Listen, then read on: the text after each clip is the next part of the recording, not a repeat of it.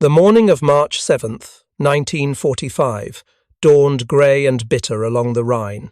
Mist clung to the riverbanks, rising from the cold, swollen water that had swallowed entire stretches of farmland in recent weeks. The air smelled of wet earth and steel, pierced by the distant echo of artillery from the shattered towns of western Germany. Somewhere upstream, a pair of American reconnaissance planes hummed across the sky, tracing invisible lines in the mist as if mapping a path into history itself. On the western bank, General George S. Patton's Third Army waited.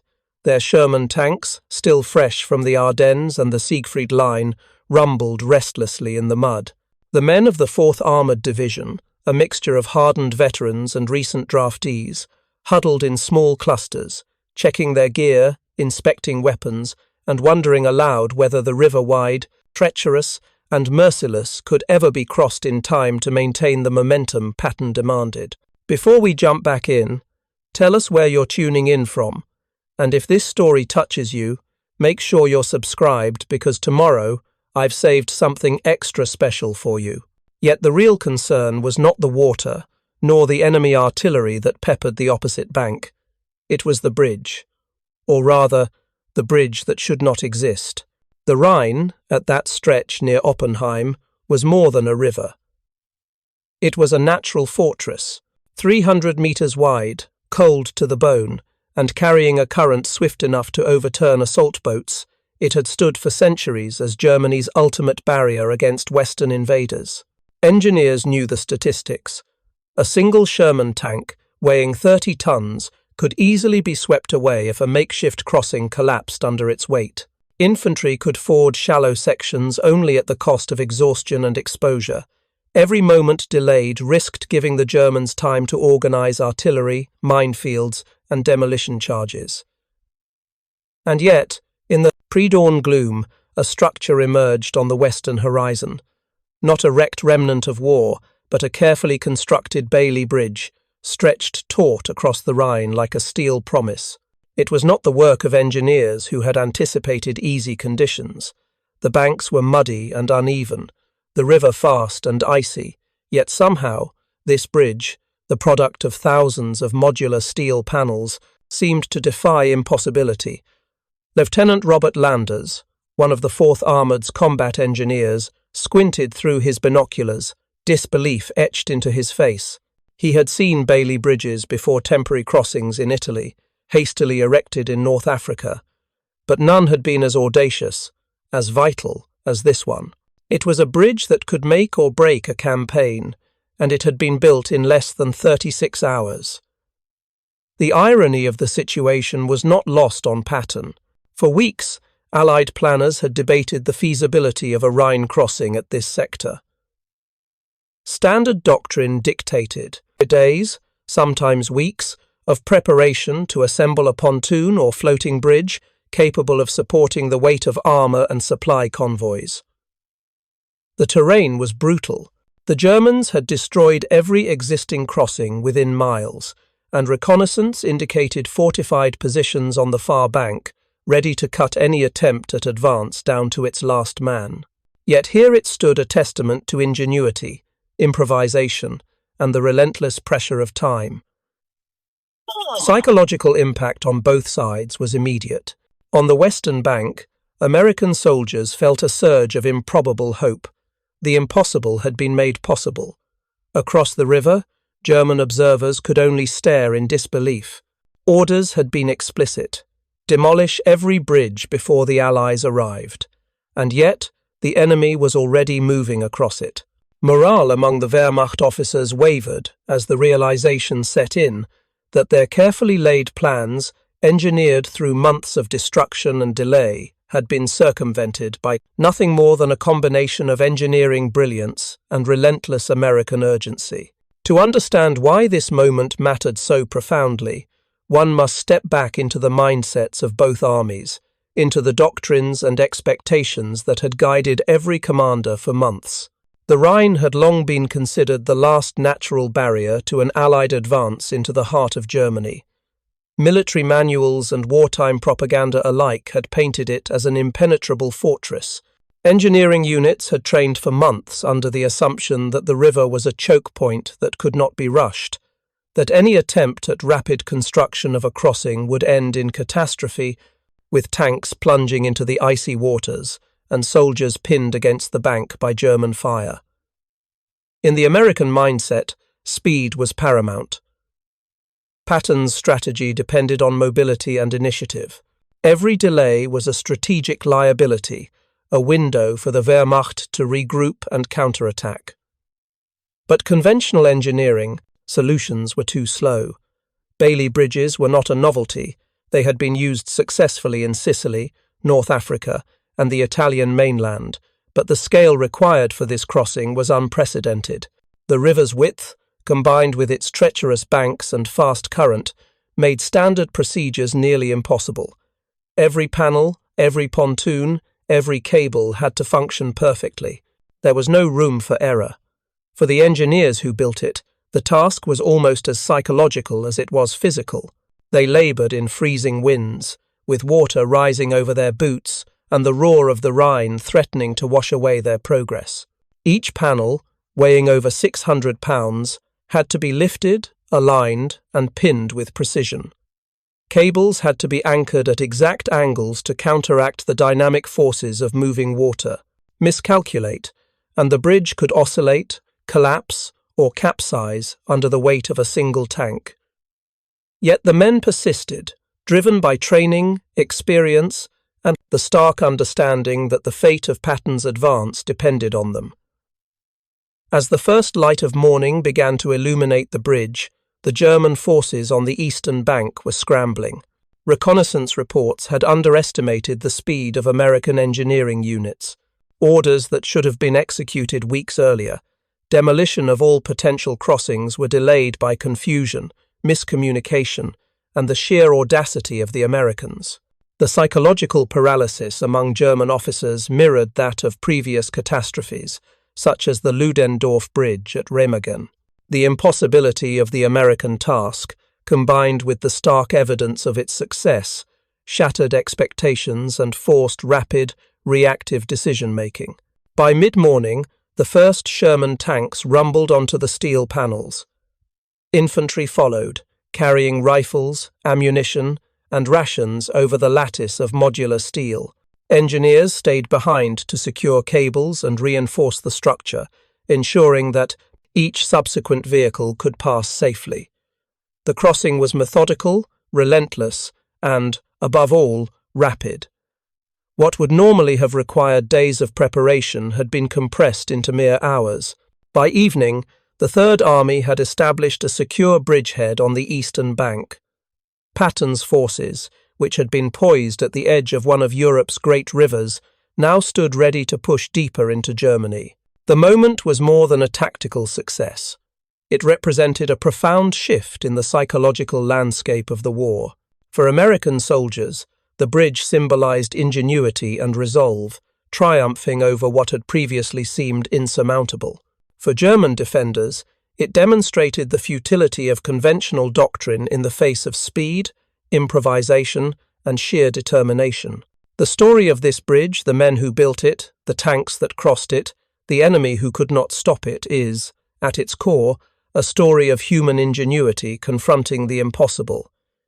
It is a reminder that, in war, as in life, the boundaries of what seems achievable are often defined not by natural obstacles, but by the limits of imagination, training, and courage under pressure. The Bailey Bridge that stretched across the Rhine was deceptively simple in appearance. To the casual observer, it was a lattice of steel panels, bolted and pinned together, spanning 300 meters of turbulent river. To the engineers who built it, it was a marvel of modular efficiency, a solution to a problem that had confounded armies for centuries. Each panel measured 3 meters in length and 1.5 meters in height, weighing roughly 600 pounds. The brilliance lay not in brute strength, but in interchangeability and modularity. 10 soldiers could carry a panel, lift it into place, and pin it without specialized tools. Each section could be stacked or extended depending on the width of the river and the weight it was expected to bear. the engineers had to contend with far more than gravity and steel.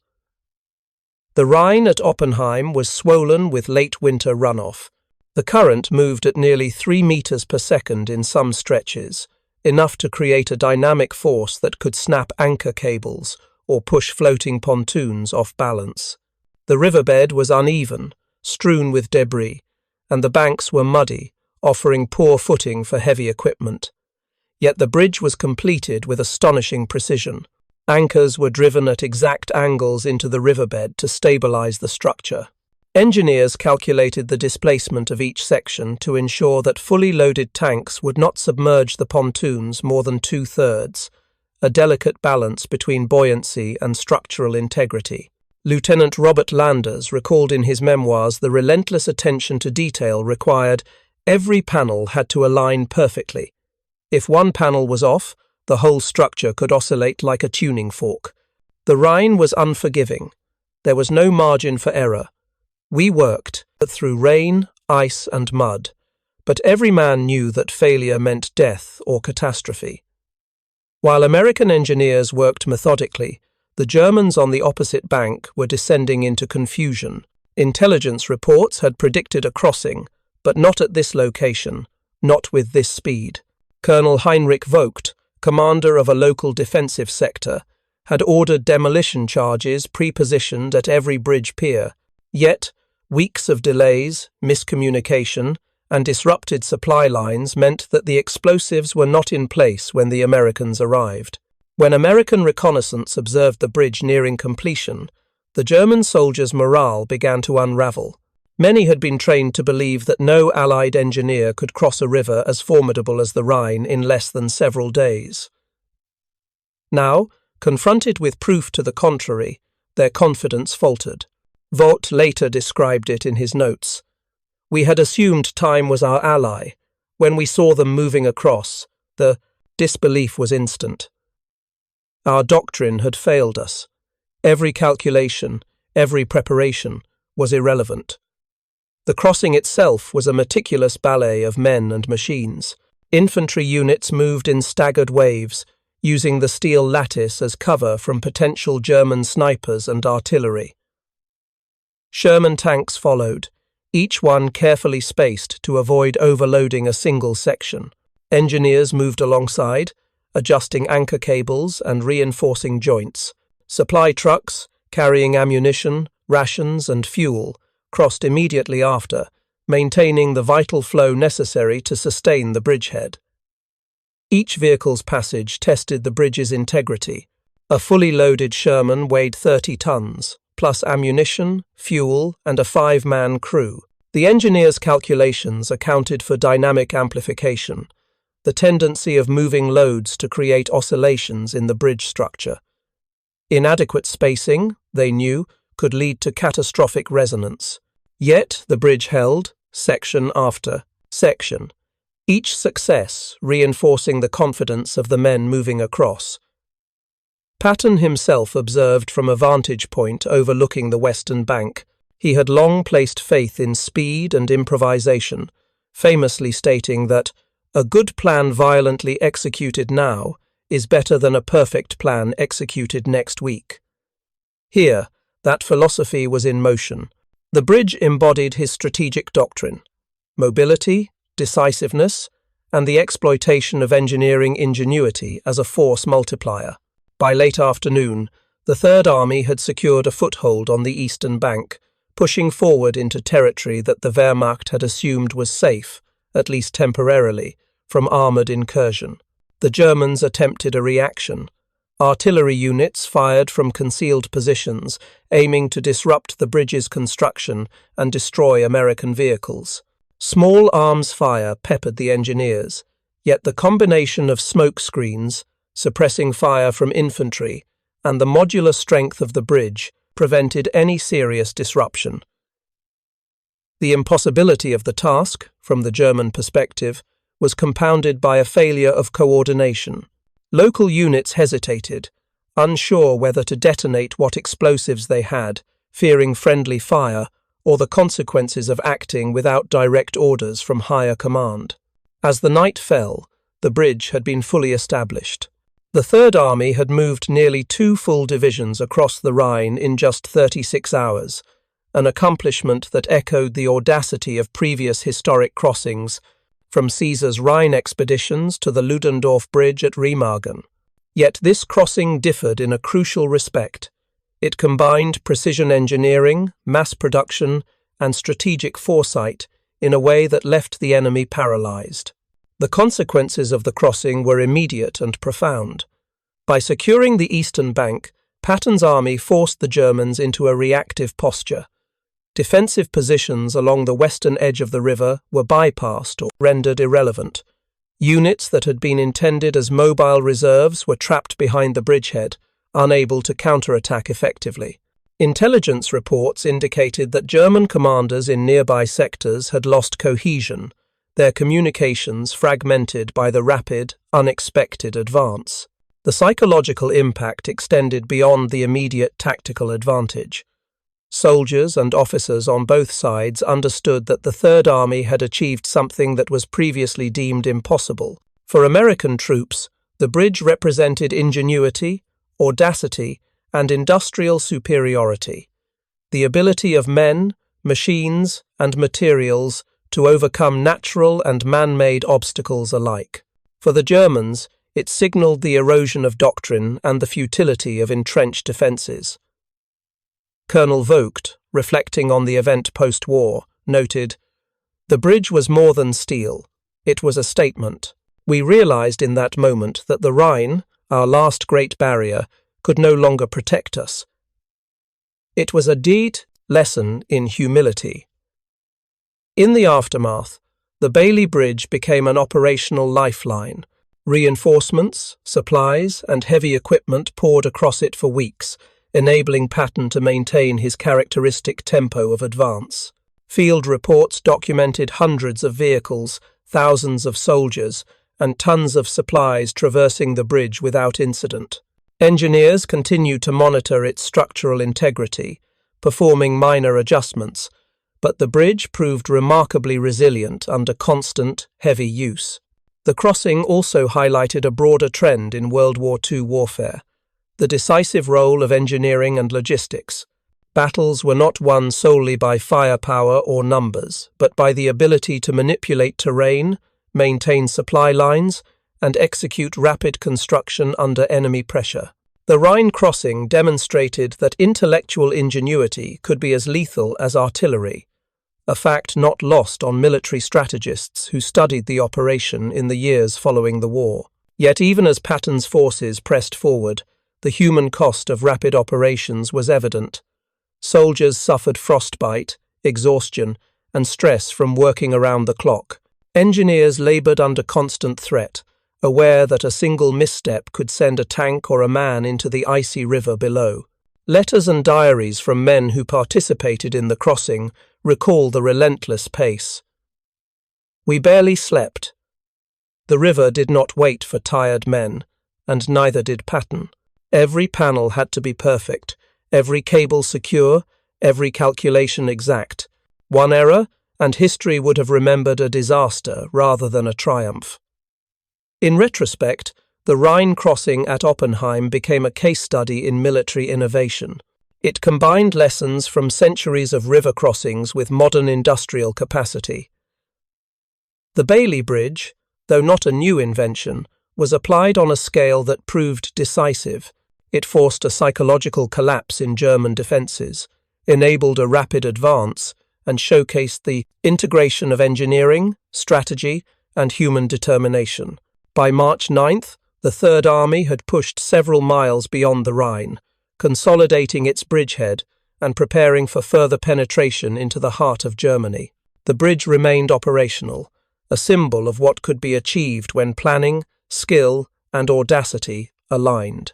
And yet, for every soldier who marveled at the steel lattice stretching across the river, there was the awareness of its fragility.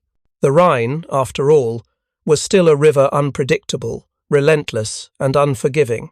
The bridge was a temporary defiance of nature, a triumph that depended not only on steel and calculation, but on human courage and endurance.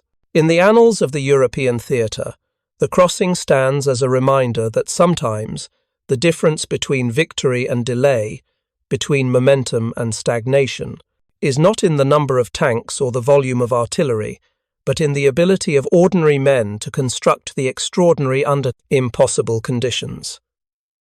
The bridge at Oppenheim did more than let Patton's army cross the Rhine. It shattered assumptions, accelerated the collapse of German defences, and demonstrated that the combination of innovation, industrial capacity, and relentless human effort could bend the laws of war itself. It remains a story of ingenuity, triumphing over doctrine, of courage facing natural and man-made obstacles, and of the subtle psychological shifts that, quietly, reshape the course of history. By the evening of March 8, 1945, the Rhine at Oppenheim had become more than a river crossing. It had become a symbol of Allied ingenuity and German disarray. The bridge had not only survived the torrents of the river, but had enabled the Third Army to consolidate a secure foothold on the eastern bank. Infantry and armour moved continuously, resupplied by the engineers whose labour had made the crossing possible. The operational tempo was relentless. By March 9th, Patton's forces had advanced several miles beyond the Rhine, encountering German units increasingly demoralised and ill-prepared to resist.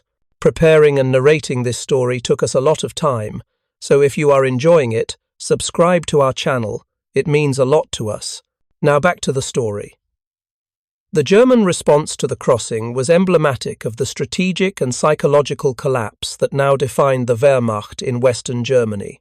Colonel Heinrich Vogt, who had previously believed that the Rhine could hold for weeks, wrote in his post-war memoirs, "When the first tanks rumbled across, the air seemed to shift.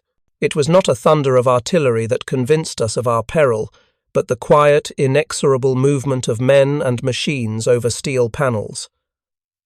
We had prepared for months, yet here was the enemy, moving with certainty and speed we could not match. Orders from higher command, designed to slow the Americans or destroy the bridge, arrived too late or were contradictory.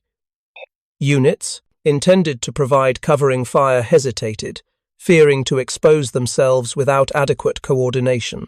Local German commanders had to choose between acting without direct orders, risking execution for disobedience, or waiting and allowing the Allies to exploit the crossing.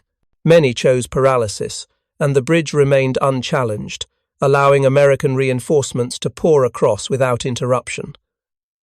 The operational consequences of the crossing were immediate. With a secure bridgehead, the Third Army could supply frontline units continuously with fuel, ammunition, and rations, enabling rapid advances into the German interior. Tanks and armoured personnel carriers crossed the steel lattice in long convoys, supporting infantry pushes that would have been impossible had they relied solely on fording the river or waiting for repairs to destroyed bridges elsewhere. The Bailey Bridge's modular design proved its worth. Engineers could adjust the configuration to account for unexpected stress, repairing minor damage while the bridge remained in continuous use. Sections could be stacked to bear heavier tanks or extended to span wider gaps. The bridge became both a physical and psychological lifeline, symbolizing the combination of human ingenuity and industrial capability that defined American operations in the closing months of the European theatre.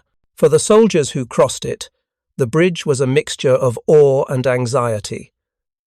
Private William Thompson, an infantryman in the 4th Armoured Division, described the crossing in a letter to his family. It looked simple enough, just steel panels over water, but every step reminded you how wrong things could go. One slip, one miscalculation, and we'd be in the river. But it worked. Every tank, every man, every truck got across. We pushed forward without stopping. It was incredible. The human element was critical. Engineers worked around the clock, often in freezing conditions, aware that the success of entire divisions depended on their labour. Meals were minimal, rest was fleeting, yet they pressed on, driven by both duty and the knowledge that failure would have immediate consequences. The crossing was not merely a mechanical achievement, It was an endurance test, a demonstration of morale, skill, and precision under pressure. The strategic significance extended beyond the immediate tactical gains. The Rhine had long been considered Germany's last natural barrier in the West. Its width, current, and depth were such that conventional military thinking assumed that any crossing would require careful preparation and face substantial attrition. The success at Oppenheim challenged that assumption. It demonstrated that speed, ingenuity, and modern engineering could overcome natural and man-made obstacles that had once seemed insurmountable. Military historians have noted that the Rhine crossing accelerated the collapse of German defences in Western Germany by providing a secure avenue for tanks, artillery, and supplies. The bridge allowed Patton's forces to outmaneuver static defensive positions and exploit weak points in the German lines. Subsequent advances were faster, casualties lower, and German responses increasingly reactive and disorganized. The bridge effectively compressed the timeline of the campaign, bringing Allied forces closer to the heart of Germany weeks ahead of expectations. The psychological impact on the Germans mirrored what had occurred at Remagen earlier in the war. Witnessing the success of an impossible crossing shattered long-held beliefs about defensive strategy and the inviolability of natural barriers. Officers and soldiers alike recognized that Allied engineering and operational initiative had created a dynamic their doctrine had not anticipated. In many cases, units surrendered more readily, understanding that the Americans could cross rivers and circumvent obstacles that had been assumed insurmountable. The crossing also reinforced a broader theme in the Allied campaign: the integration of industrial capacity and field ingenuity. Bailey bridges were a product of mass production, but their effectiveness depended on human skill in the field. Soldiers and engineers worked in concert with the logistical support of the Army's supply networks, demonstrating how mechanized warfare relied not only on machines, but on the human ability to use them creatively and decisively. Patton's crossing at Oppenheim exemplified this synergy.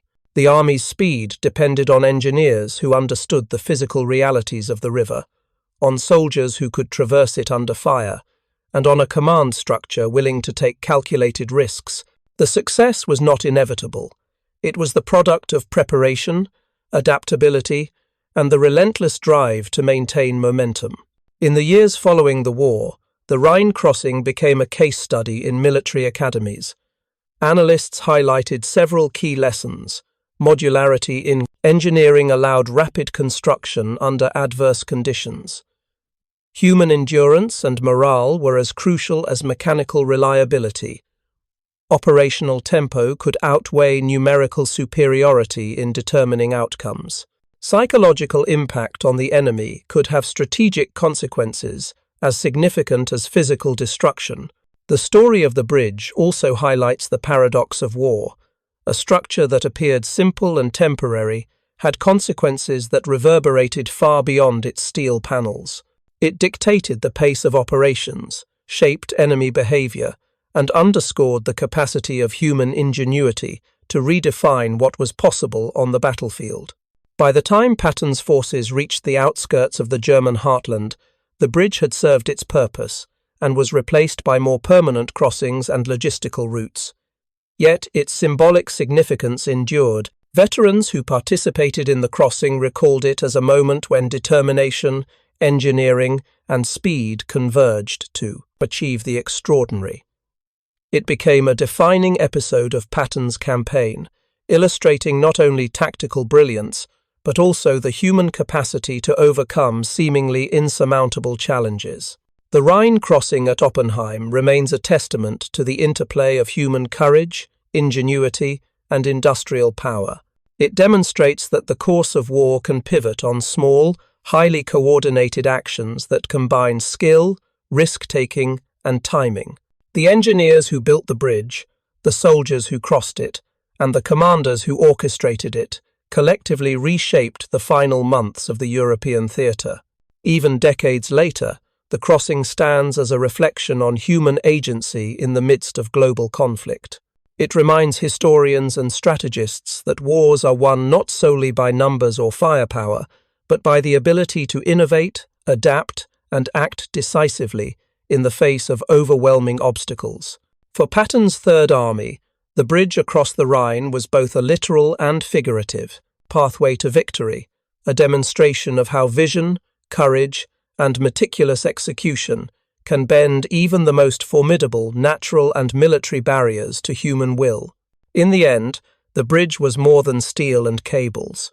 It was a convergence of history, psychology, and engineering, a fleeting yet decisive instrument that turned doctrine on its head and allowed the Third Army to carry the fight into the heart of Germany. It stands as a singular episode in World War II, an enduring lesson in how human ingenuity and determination can transform the impossible into reality.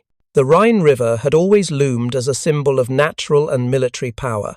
For centuries, generals had stood on its banks, calculating the costs of crossing it, measuring its currents, and weighing its psychological impact on armies and civilians alike.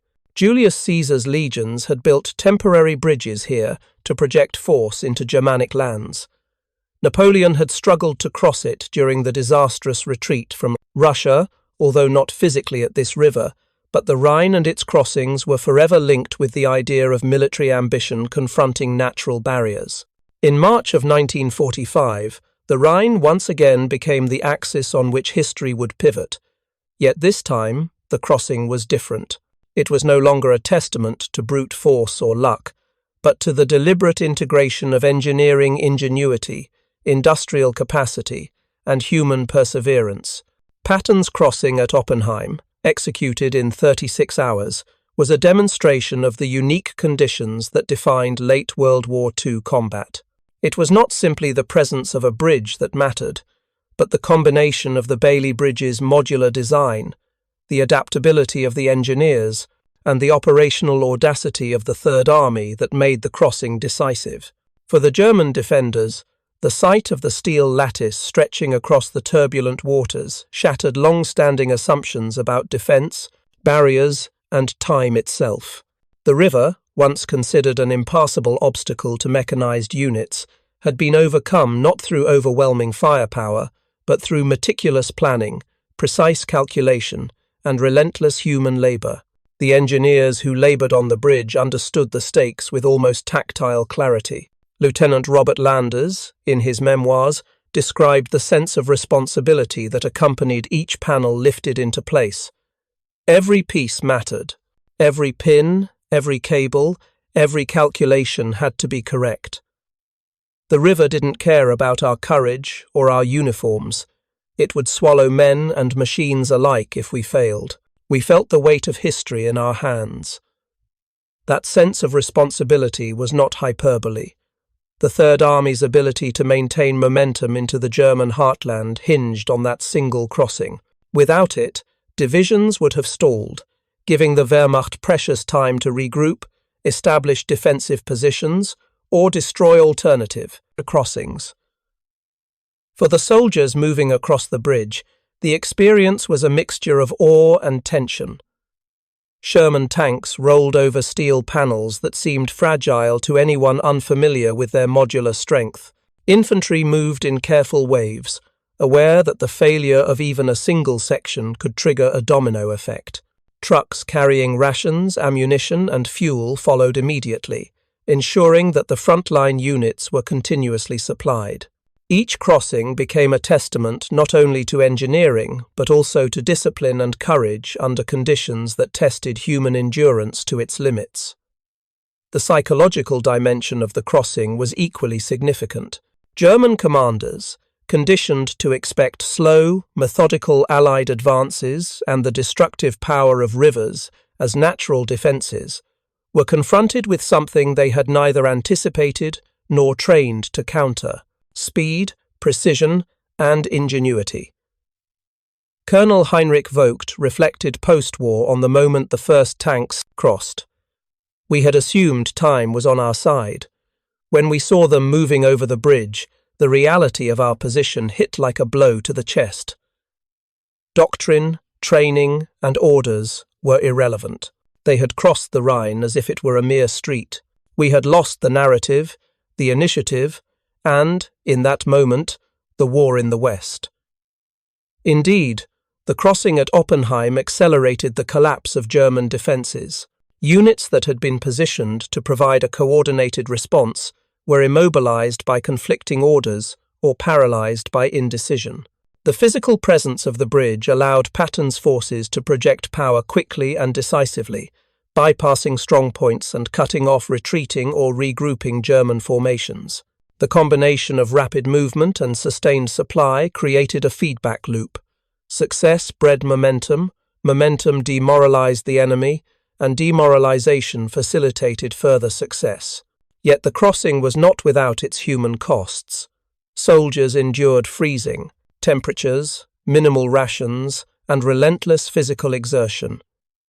Engineers worked through nights of rain and mud, carrying and pinning heavy steel panels under threat from enemy fire. Despite the apparent simplicity of the Bailey Bridge, each section represented a potential point of failure. Every calculation had to account for the river's current, the dynamic weight of moving vehicles, and the stresses of oscillation and resonance. The human element, discipline, endurance, and attention to detail, was as critical as the steel itself. In the broader context of World War II, the Rhine crossing stands as a microcosm of late-war Allied operational philosophy. It illustrates the decisive interplay of three factors: technological innovation, industrial production, and human skill. The Bailey Bridge was not a new invention in 1945, but its mass production, rapid deployment, and integration into field operations demonstrated the kind of thinking that allowed the Allies to maintain relentless operational tempo across multiple theatres. Speed, flexibility, and ingenuity had become as lethal as tanks or artillery. Historically, the crossing also resonates as a study in how small, precise actions can have outsized consequences. A single bridge, completed in 36 hours, altered the course of the campaign in Western Germany. It allowed divisions to move swiftly across a natural barrier, disrupted enemy defensive plans, and created a psychological shockwave that undermined German cohesion. In military terms, it exemplifies what modern strategists describe as the force multiplier, a capability that amplifies effectiveness far beyond its apparent scale. The legacy of the Oppenheim crossing extends beyond the immediate campaign. Military historians frequently cite it alongside other iconic river crossings of World War II, such as the Ludendorff Bridge at Remagen or the Rhine crossings by Montgomery's forces, as a demonstration of how engineering ingenuity and operational audacity can redefine conventional limitations. It also influenced post-war military doctrine, reinforcing the value of modular construction, prefabricated engineering solutions, and the integration of logistics with frontline maneuver units. Patton himself recognized the broader implications of such crossings. For him, speed and decisiveness were not merely tactical choices, but reflections of strategic philosophy.